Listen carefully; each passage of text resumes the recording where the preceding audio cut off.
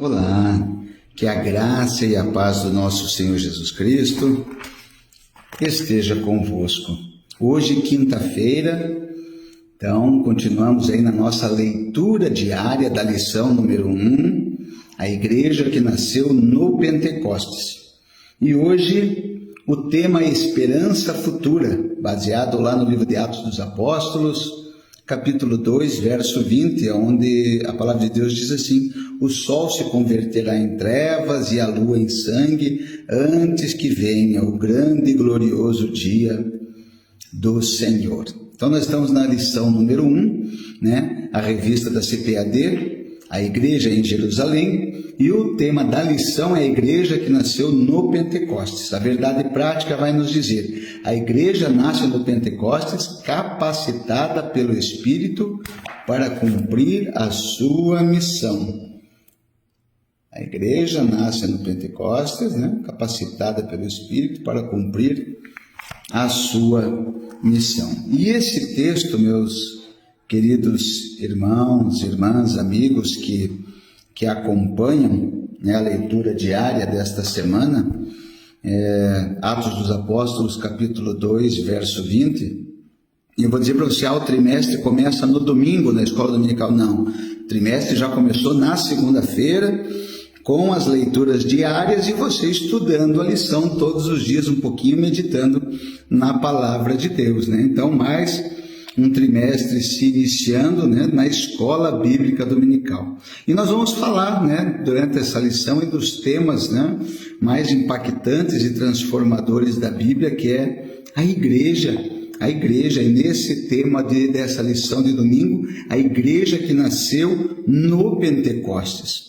E para essa introdução, para nos ajudar nessa introdução, nós refletiremos um pouco nesse versículo, de Atos dos Apóstolos, capítulo 2, verso 20, que ele nos traz a refletir sobre uma mensagem profética e poderosa, que é a esperança futura, a esperança que está por vir.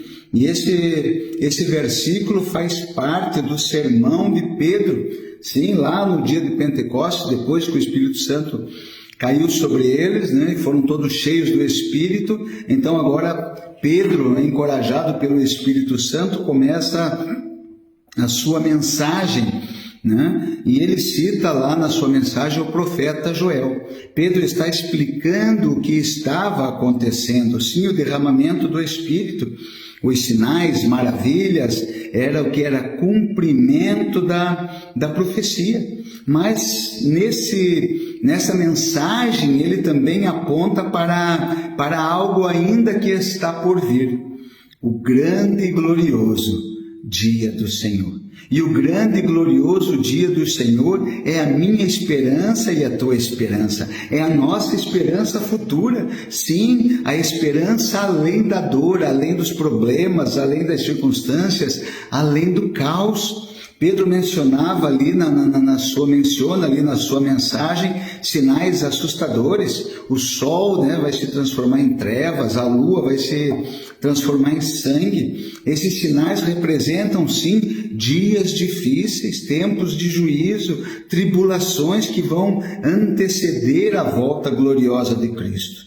Mas por trás dessas imagens, vamos dizer assim, escuras, tenebrosas, está uma mensagem ali, uma mensagem de esperança, a nossa esperança futura, que Deus está no controle da história, em um novo tempo. Sim, um novo tempo está por vir, um novo tempo se aproxima. Porque nós vivemos em um mundo marcado por guerras, por injustiças, por crises, por incertezas. Nós não sabemos o que vai acontecer daqui a pouco, amanhã não.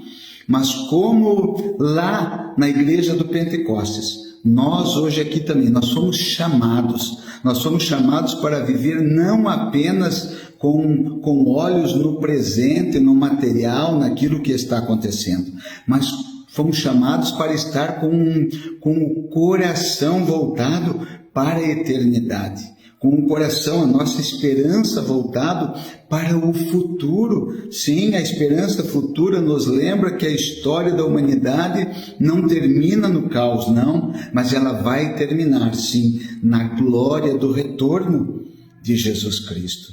A promessa é a promessa que fortalece a igreja.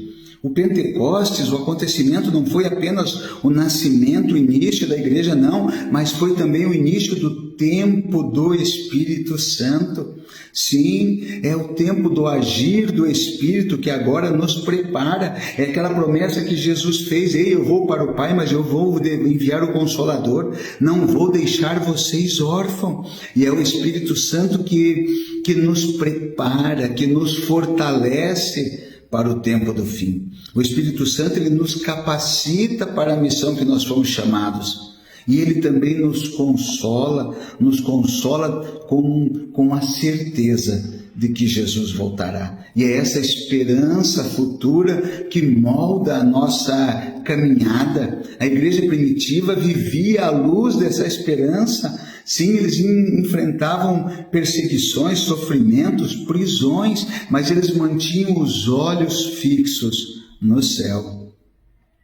Como diz Paulo lá em Romanos 8:18, porque para mim tenho por certo que as aflições desse tempo presente não são para comparar com a glória que há de ser revelada. Aquilo que está preparado para nós. A palavra de Deus vai dizer que não passa pela nossa mente, nem subiu o coração do homem as maravilhas, por mais inteligente que você seja, por mais sonhador que você seja, por mais que você tente imaginar como é o céu. Nós não conseguimos imaginar porque é muito além da nossa imaginação. Então nós temos que viver hoje com os olhos na eternidade. A esperança futura não é fugir da realidade, não, mas é a força assim que nos impulsiona a viver de uma forma santa, de uma forma missionária e perseverante nesse tempo presente. Sim, vamos ter problemas, dificuldades, mas nós vamos perseverar, nós vamos continuar caminhando, porque somos a igreja do Pentecostes, somos a igreja cheia do Espírito Santo, somos a igreja sim com os pés fixados aqui nessa terra, mas com os olhos voltados para Jesus Cristo, autor e consumador da nossa fé. A esperança futura, então, ela é o combustível da igreja. Não vivemos por aquilo que vemos, não. Isso nós vivemos por fé, mas por aquilo que nós cremos. E cremos que o grande e glorioso dia do Senhor está cada vez mais próximo. Quando Ele vier, não será para julgar apenas, não, mas para recolher, para buscar a sua igreja amada, a sua noiva. Ou quer dizer, aquele que for fiel, eu e você, se formos fiel até o fim, subiremos com Jesus Cristo.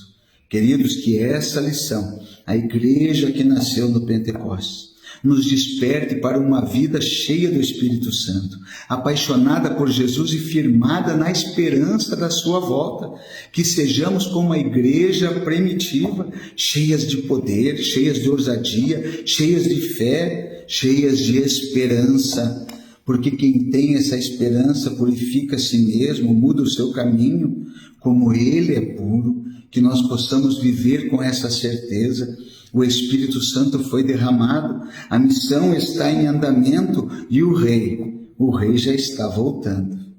Amém? Fique com essa palavra, medite na palavra do Senhor, leia a Sagrada Escritura, medite na revista da Escola Dominical e no domingo, 8 horas da manhã, numa igreja próxima da tua casa, né? Vá lá, Escola Bíblica Dominical. E amanhã nos acompanhe novamente, estaremos para mais uma leitura diária da Palavra de Deus. Deus te abençoe, em nome de Jesus.